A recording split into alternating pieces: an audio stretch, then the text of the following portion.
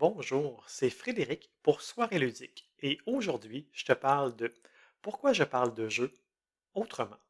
Qu'est-ce qui me pousse à aller plus en profondeur dans ce loisir qui me passionne? Et surtout, peut-on, en 2025, encore être original dans le domaine ludique? Pour bien comprendre, il faut reculer loin dans le temps, là où le jeu est entré dans ma vie.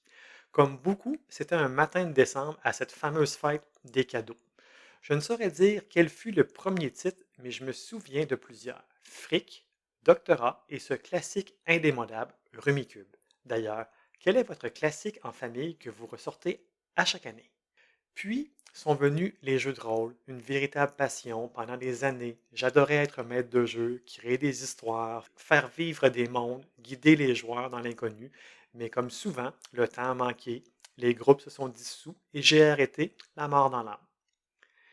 Ces dernières années, j'ai connu une période d'hyper-consommation ludique. Je dévorais les jeux les uns après les autres. Un, deux, 10 nouveaux titres par mois. Au début, c'était pour découvrir, puis pour faire plaisir. Mais à force, le plaisir s'est effrité.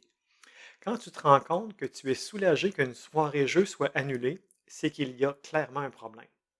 En 2023, j'ai pris une décision, limiter le nombre de nouveaux jeux qui entrent dans ma vie. Non pas par rejet de la nouveauté, mais parce que je crois que toute œuvre d'art mérite d'être savourée pleinement. Et pour ça, il faut du temps. Un bon jeu, ça se savoure. Lire les règles, dépuncher avec plaisir, enseigner la partie et y revenir encore et encore. C'est là qu'on découvre la vraie profondeur d'un jeu, sa subtilité, sa saveur. L'exemple de Tinted Grail. J'ai passé tout un été plongé dans ce titre. Impossible d'avoir une telle expérience si j'avais continué à tester un nouveau titre à chaque semaine. Ce genre d'aventure demande de l'investissement, de la lenteur, de la présence. Et c'est précisément ce que j'ai envie de célébrer. Ma vision aujourd'hui, si un titre ne m'attire pas, je n'y joue pas. Je ne veux plus jouer pour faire plaisir aux autres, mais jouer pour me faire plaisir. Bien sûr, je reste curieux, mais avant de dire oui, je me renseigne. Lecture de critiques, vidéos règles, avis de joueurs passionnés. Chaque décision ludique devient un choix réfléchi.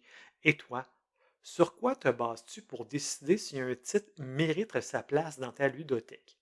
Pensez le jeu autrement. J'ai envie d'explorer le jeu de société sous un autre angle, en me posant les vraies questions. Pourquoi joue-t-on vraiment? Est-ce pour gagner, pour partager, pour fuir un peu le quotidien ou pour se retrouver soi-même à travers le jeu? Qu'est-ce qui nous attire dans un titre? Est-ce la mécanique, la beauté du matériel ou la promesse d'une émotion à vivre ensemble? Pourquoi la complexité nous fascine-t-elle autant? Parce qu'elle met à l'épreuve notre patience, notre logique, notre persévérance et parfois même notre humilité?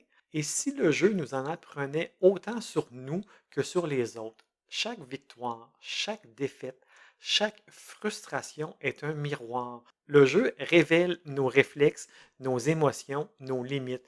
Il nous pousse à nous surpasser, à accepter l'échec, à faire preuve de résilience et parfois à mieux nous connaître. Quelle fierté retire-t-on d'une partie réussie? Pas seulement celle d'avoir gagné, mais d'avoir progressé, compris quelque chose sur le jeu, sur les autres ou sur soi-même.